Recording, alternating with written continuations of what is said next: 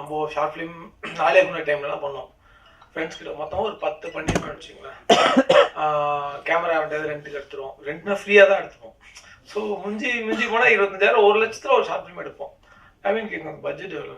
30 லட்சமா? நான் வாழ்க்கையில் அதிகமான ப்ரொடக்ஷனில் பண்ண ஒரு ஷார்ட் ஃபிலிம்னா இதுதான். அப்போ நவீன் சொல்லும்போது இது இல்லை, இது வந்து ஃபெஸ்டிவலுக்கு அனுப்புகிற மோட் ஆஃப். நான் பண்ணது எதுவுமே ஃபெஸ்டிவல் கிடையாது. நாளைக்கு நான் டைமில் பண்ணுறது எல்லாமே அந்த ஷோ பண்ணது தான் நான் பண்ணது. சந்துரும் அவனுக்கு மட்டும் தான் பண்ணது. ஸோ அப்போ கேட்கும்போது என்னோட குவாலிட்டி வந்து ஃபிலிம் குவாலிட்டி இருக்கணும், மேக்கிங் ஸ்ட்ரக்சர் எல்லாமே எனக்கு ஃபிலிமோட ஸ்ட்ரக்சர் தான் இருக்கணும் அப்படின்னாரு. ஸோ ரொம்ப சந்தோஷம். நவீன் ப்ரொடியூசர் யாருன்னு கேட்டேன். திலானின்னு ஒருத்தன். உங்களுக்கு கோடி கும்பிட்டு கூப்பிட்டுருங்க. வாழ்க்கையில் 30 லட்சம் போட்டு ஒரு ஷார்ட் ஃபிலிம் எடுக்க பெரிய மனசு அவங்களுக்கு தான். ஸோ என்ன வாழ்க்கையில யாரும் அவ்வளோ காசு கொடுக்கல ஷார்ட் ஃபிலிம்க்கு அப்படின்னு சொல்லும்போது இன்னொன்று எனக்கு ரொம்ப பிடிச்சது. அதுக்கப்புறம் எனக்கு சேலஞ்சிங்காக இருந்தது லைவ் சென்ட். தான் நான் பண்ணதே இல்லை. நான் பண்ணுற படங்களாக இருக்கட்டும், ஷார்ட் ஃபிலிமாக இருக்கட்டும், எதுவும் லைவ் சென்ட் பண்ணதே இல்லை. ஆடுக்கும் சரி. ஸோ இது லைவ் சென்ட் போடுறதுனால எனக்கு இன்ட்ரெஸ்டிங்காக இருந்தது. லைவ் சென்ட் போறீங்கன்னா ஸ்கிரிப்ட் அது மாதிரி கொடுத்துருந்தாரு. ஆனால் லைவ் சொன்னா வித்தவுட் ஸ்கிரிப்ட்லேயே நீ லாக் பண்ணி அந்த டைலாக்கும் அதுக்கப்புறமா கரெக்ஷனே பண்ண முடியாது. ஸோ அந்த மாதிரி ஒரு இன்ட்ரெஸ்டிங் ஒர்க் எனக்கு ஒர்க் பண்ணலான்னு தோணுச்சு. ஸோ அப்புறம் நீங்கள் என்ன கொடுக்குறீங்களோ நவீன் பண்ணிடுங்க, நான் இதை பண்ணுறேன், நான் உங்களுக்காக நான் பண்ணி கொடுக்குறேன் அப்படின்னு ஒவ்வொரு டைம் வரும்போது ஏதோ ஒரு கதை சொல்கிறது. ஸோ அந்த மாதிரி தான் நவீனோட நட்பு எனக்கு இருந்தது. ஸோ இந்த கதையை படிக்கும்போது எனக்கு வந்து எனக்கோட கிராமங்கள், நான் இருந்து வில்லேஜ்லாம் வளர்ந்தது, எனக்கு அதுதான் ஞாபகம் இருந்தது. நான் ஸ்கூல் படிக்கும்போது எங்கள் அம்மா கோழி கூட வச்சுப்பாங்க. கோழி நிறைய வளர்ப்பாங்க. அம்மா அம்மாச்சிலாம் வளர்ப்பாங்க. சாயங்காலம் 6 மணிக்கெலாம் அடைக்கிற பொறுப்பு எனக்கு இருக்கும். நம்ம விளையாண்டுட்டு லேட்டாக போய் அடைச்சோன்னா அன்னைக்கு விழுவும் அடி. நீ 6 மணி கோழி கடுப்புனா ஏதாவது நாய்க்கு பிடிச்சிட்டு நீனா தர போகிறோமாங்க. சரி ஒரு நாள் வருவோம்மா இவ்வளோதான் அடைக்கிறேன், ஏமா கோழியெல்லாம் சமைச்சு தர மாட்டேங்க. கோழி சமைச்சேன்னா 2 ஆப்ஷன் தான். எவனாவது சொந்தக்கார மாமா மச்சம் வரணும், இல்லை ஏதாவது நல்ல நாள் பெரிய நாள் தான் கோழி வெட்டுவாங்க. மற்றபடி எதுவுமே கோழியே நான்வெஜ் திங்கிறது கம்மியாக தான் இருக்கும். அந்த மாதிரி எனக்கு அந்த ஞாபகங்கள்லாம் எனக்கு வந்துச்சு இந்த ஸ்கிரிப்ட் படிக்கும்போது. ஸோ அந்த ஞாபகங்கள் கிராமங்கள் இருக்கும்போது அந்த ஹஸ்பண்ட் ஒய்ஃப்குள்ள இருக்கிற நவீன் சொன்ன மாதிரி அந்த இது நிறைய பார்த்துருக்கேன் நான். அதெல்லாம் என் கண் முன்னே வந்ததுனால எனக்கு ரொம்ப பிடிச்சிச்சு இந்த ஸ்கிரிப்ட். ஸோ அதனால அது பண்ணும்போது இன்ட்ரெஸ்டிங்காக இருந்தது. ஸோ அதெல்லாம் இருக்கும்போது நம்மளுக்கு ஒரு ஃபீல் இருக்கும்ல, சரி நல்லா இருக்கு அப்படின்னு சொல்லி பண்ணது தான் அந்த ஷார்ட் ஃபிலிம். எனக்கு ஒரு லேர்னிங் ப்ராசஸ் தான் லைவ் சவுண்டு இருக்கிறதுனால. ஸோ அதெல்லாம் அந்த ஃபெஸ்டிவலுக்கான போது ஒவ்வொரு டைம் ஒரு கட் மாறிக்கிட்டே இருக்கும். ஸோ அது ஒரு எப்படின்னா நம்மள ஒரு டியூன் பண்ணோம், பொறுமையை இன்னும் டியூன் பண்ணோம். இந்த ஃபெஸ்டிவல் அனுப்பும்போது தான் ஒவ்வொரு ஃபெஸ்டிவல் முடிஞ்சு கொஞ்சம் கரெக்ஷன் பண்ணி வேற ஒரு டைப்ல அனுப்பலாமான்னு. ஸோ அது லேர்னிங் தான் எனக்கு ஒரு எக்ஸ்பீரியன்ஸ் வச்சுக்கலாம் அந்த ஷார்ட் ஃபிலிம். ஸோ அந்த எக்ஸ்பீரியன்ஸ் கொடுத்த நவீனுக்கு ரொம்ப நன்றி. ஸோ அதுக்கப்புறம் ட்ரீம் வாரியர் ரீசெண்டாக ஒரு 2-3 months முன்னாடி ட்ரீம் வாரியர் வாங்குறாங்க. ஒரு டீசர் மாதிரி பண்ணிக்கலாம். ஓகே நவீன் பண்ணிக்கலாம் நவீன். ஸோ இது நல்லபடியாக ரிலீஸ் ஆகுதுன்னா ரொம்ப சந்தோஷம். ரொம்ப நாள் கழிச்சு ரிலீஸ் ஆகுது. So end of the day Dream Warrior சேனலில் வரதுல ரொம்ப சந்தோஷமா இருக்கு. அண்ட் இது உங்களுக்கு பிடிச்சா உங்களுக்கு கண்டிப்பாக பிடிக்கும்னு நினைக்கிறேன். ஸோ நீங்கள் எழுதி இது எவ்வளோ தூரம் மக்களுக்கு ஆடியன்ஸ்க்கு கொண்டு சேர்ப்பீங்க நம்புறேன். நன்றி, வணக்கம். சேவல் தப்பிச்சு போச்சுன்னா என்ன பண்றதுன்னு எங்களுக்கு ஐடியா இல்லை. ஏன்னா அந்த காட்டுக்குள்ள மிஸ் ஆயிடும். ஸோ நாங்க வந்து ட்வின் சேவல் பிடிச்சிட்டோம். ஆக்சுவலா நீங்க பார்க்கறது வந்து 2 சேவல். ஸோ 2 சேவலுக்கும் வந்து எனக்கு அந்த ஜிப்சியில வந்து நிறைய குதிரைகள் யூஸ் பண்ணனால எனக்கு அது அந்த அந்த லாபகம் சூத்திரம் தெரிஞ்சிருச்சு. அதனால என்ன 2 சேவலுக்கும் ஒரே சிவப்பு கால்கட்டு போட்டுட்டு அதை வச்சு நாங்க 2 பேரும் விஷுவலா நாங்க ஹேண்டில் பண்ணிட்டோம். ஸோ அந்த 2 ட்வின்னை பிடிச்சது வந்து செல்வா தான் பிடிச்சிட்டு சொன்னாரு ஈவினிங்கு. அதுக்கப்புறம் சந்தோஷ், இந்த படத்துக்கான காஸ்டியூம் டிசைனர்ஸ்லாம் யாருமே இல்லை. அந்த ஐயா போட்ட அந்த ஷர்ட்டோட அந்த அந்த டோன் இருக்கு இல்லையா வெயில்ல, அது வந்து உண்மையில ஒரு ஆடு மேய்ச்சிட்டு வந்து பிடிட்டு வந்தான், அவன் தான் பிடிட்டு வந்தான். So costume designer. அப்புறம் அம்மாவோட சாரீஸ்லாம் எங்க அம்மா வந்து பீரோல ரொம்ப நாளா பத்திரமா வச்சிருந்தது, அதெல்லாம் எடுத்து இந்த படத்துக்கு யூஸ் பண்ணிட்டோம். ஸோ இதெல்லாம் ஏன் சொல்றேன்னா ரொம்ப எஃபெக்டிவா பட்ஜெட்ல பண்ணோம். 30 லட்சம் ரூபாய்ங்கிறது ஏன்னா வேற கதை. வாழ்க்கையில சங்கர்ல பெரிய பட்ஜெட் ஷார்ட் ஃபிலிமே சங்கர் மாதிரி எடுத்துங்க. அது வந்து என்னன்னா ஒரு சின்ன கன்ஃபியூஷன். பிலோ கிட்ட நான் நிறைய கதை சொல்லுவேன்.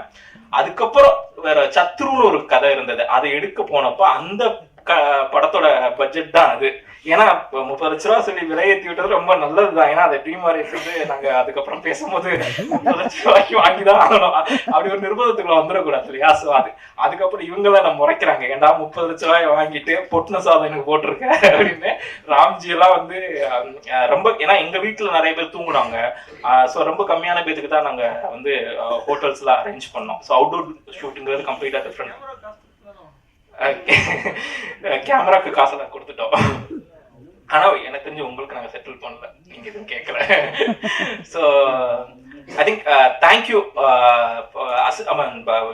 பாலாவும் மிஸ் பண்ணிட்டேன். பாலா, அப்புறம் அஸ்வின் பாலாஜி, இந்த 4 ஏடிஸ்.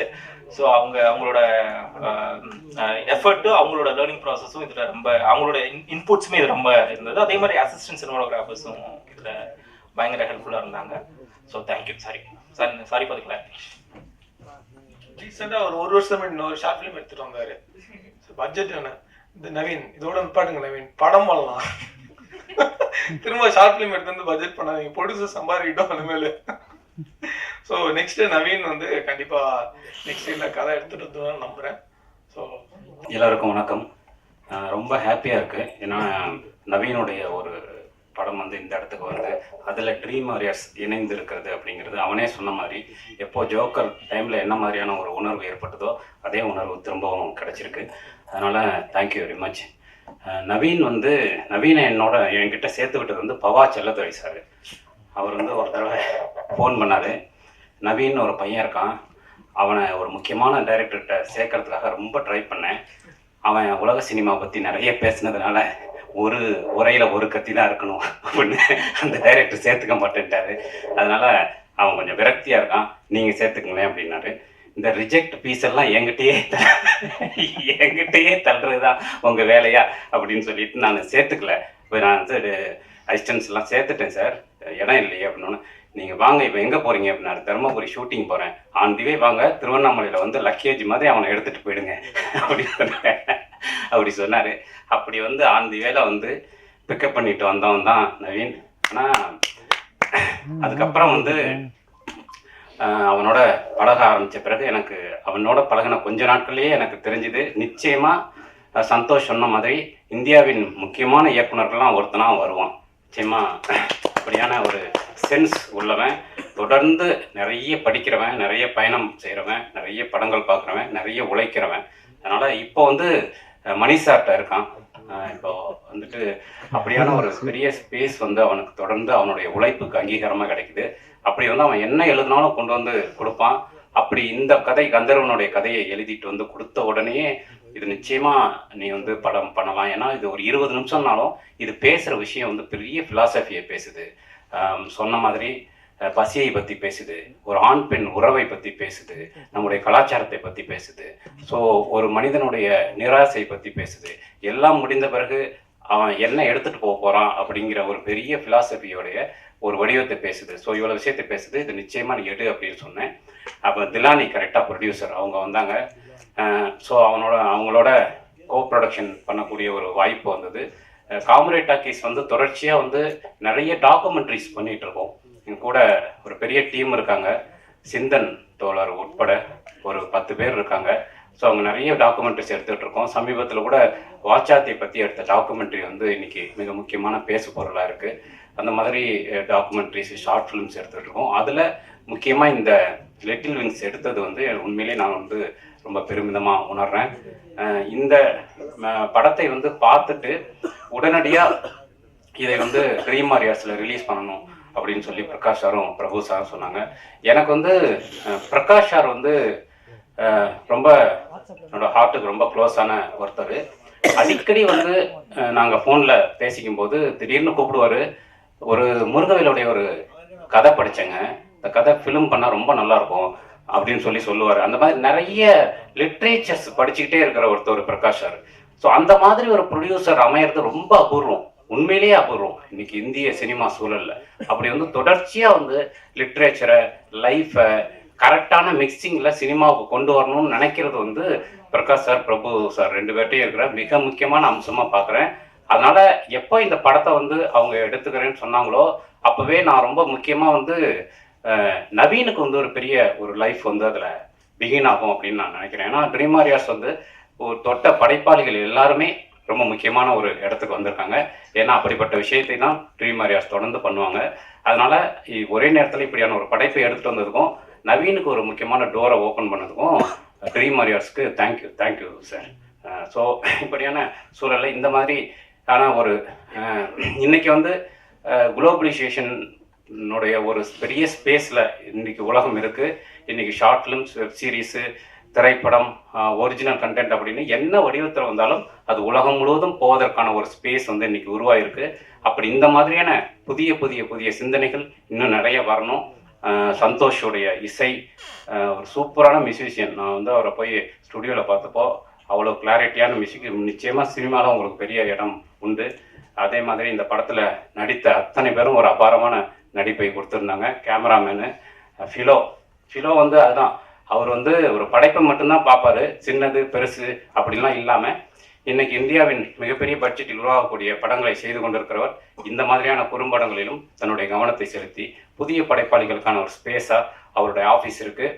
அவரோட ஆஃபீஸ்க்கு போனால் ஒரு பெரிய ஃபேக்ட்ரி மாதிரி இயங்கிட்டு இருக்கும். எந்த ரூமில் எது நடக்குதுன்னே தெரியாது.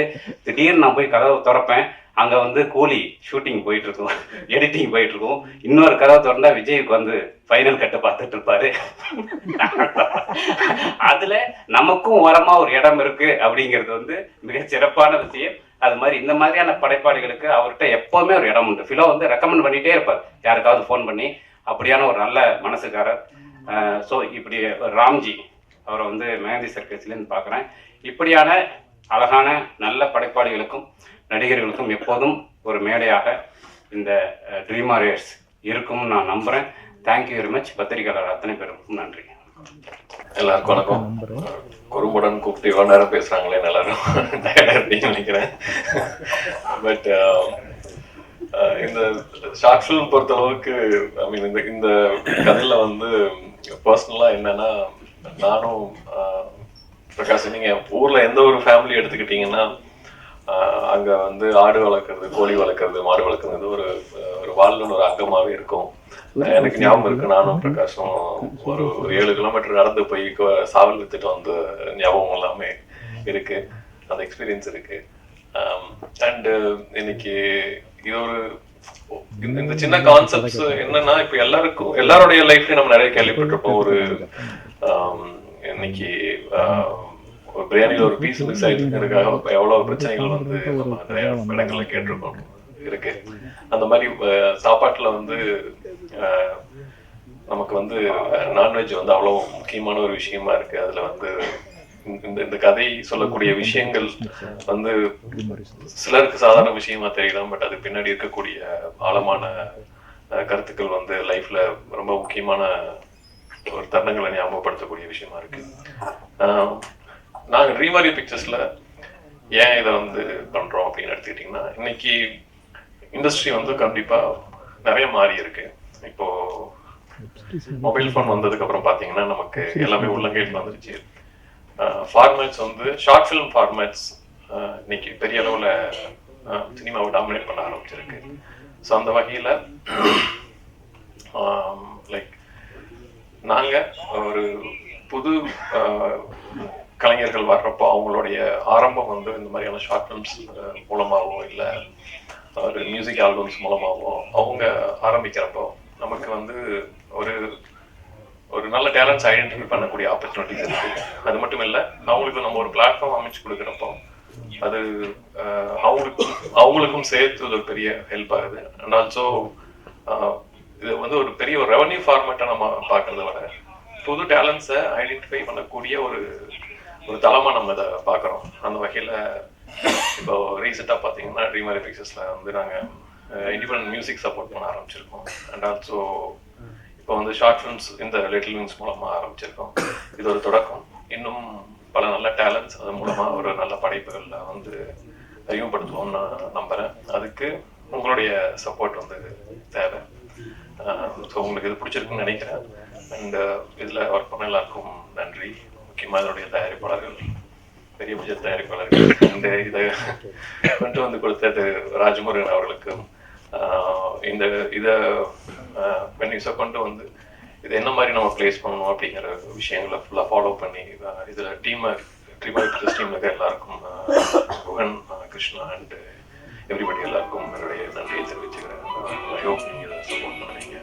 இது மூலமா இன்னும் பல டேலண்ட்ஸுக்கு நல்ல வாய்ப்புகள் கிடைச்சு அது மூலமா நல்ல புது டேலண்ட்டும் படைப்பும் வரணும் அப்படின்னு நான் நம்புறேன். தேங்க்யூ.